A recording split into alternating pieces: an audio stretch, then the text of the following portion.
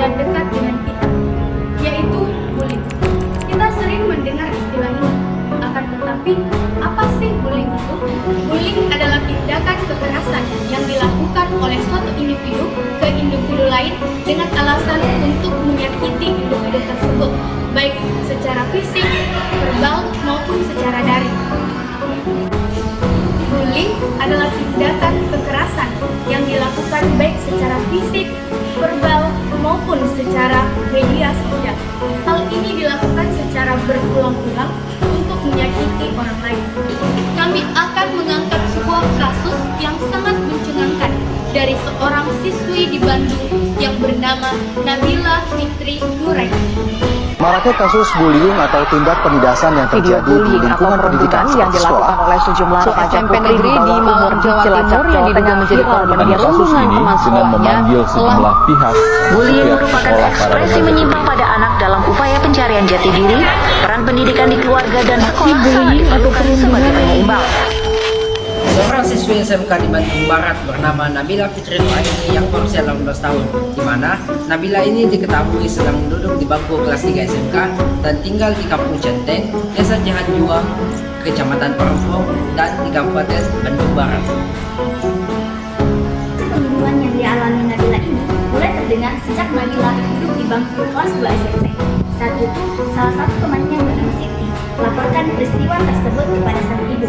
Namun, saat Siti mencoba mengonfirmasi laporan itu, justru Nabila meminta agar ibunya tidak meributkan pembunuhan itu dengan alasan dia tak ingin mempunyai musuh di sekolah.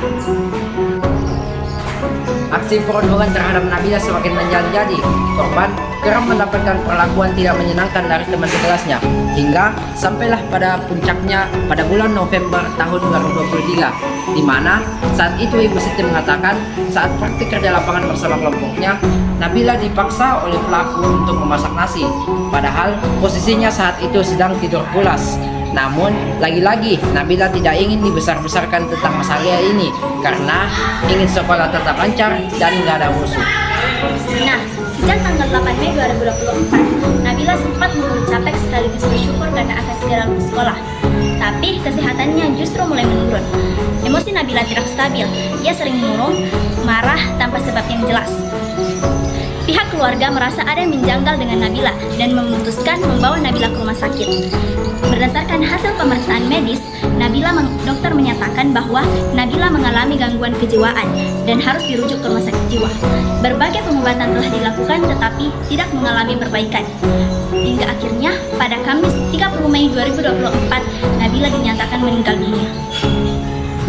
Berdasarkan kasus yang menyayat hati kami, sangat penting rasanya kami mengangkat topik tentang bullying.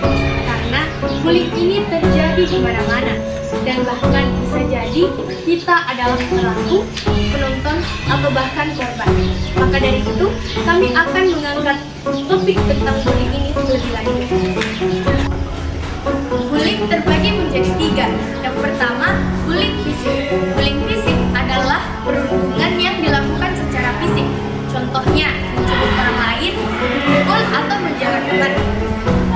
Bullying fisik ini umumnya meninggalkan bekas luka pada korban. Yang kedua, bullying verbal. Bullying verbal adalah perundungan yang dilakukan melalui kata-kata untuk menyakiti seseorang atau memanggil seseorang dengan nama yang tidak ia sukai. Hal ini dapat berdampak kepada mental seseorang. Yang ketiga, cyberbullying. Cyberbullying adalah perundungan yang dilakukan secara online.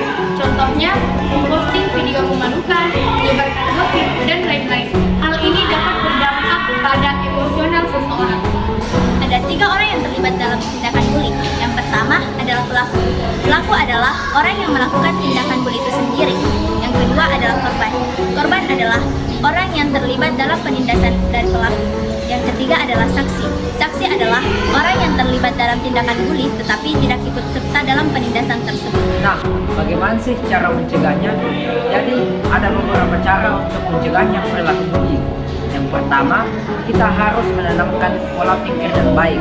Orang tua, saudara, ataupun teman kita dapat memainkan peran penting dalam membentuk pola pikir terkait bagaimana seharusnya memperlakukan orang lain, yaitu dengan sopan santun. Yang kedua, berikan informasi tentang bullying. Berikanlah informasi kepada orang yang terlibat tentang dampak bullying dan berikanlah sosialisasi tentang toleransi. Yang ketiga, beranilah untuk berbicara. Jika melihat seseorang yang melakukan perilaku bullying, maka langsung laporkanlah saja kepada orang yang lebih dewasa ataupun guru. Oleh karena itu, teman-teman sekalian, bullying bukanlah masalah kecil. Kita semua punya peran untuk menghentikannya. Maka dari itu, mari mulai dari diri sendiri. Saling mendukung Dan menciptakan lingkungan yang lebih aman dari bullying.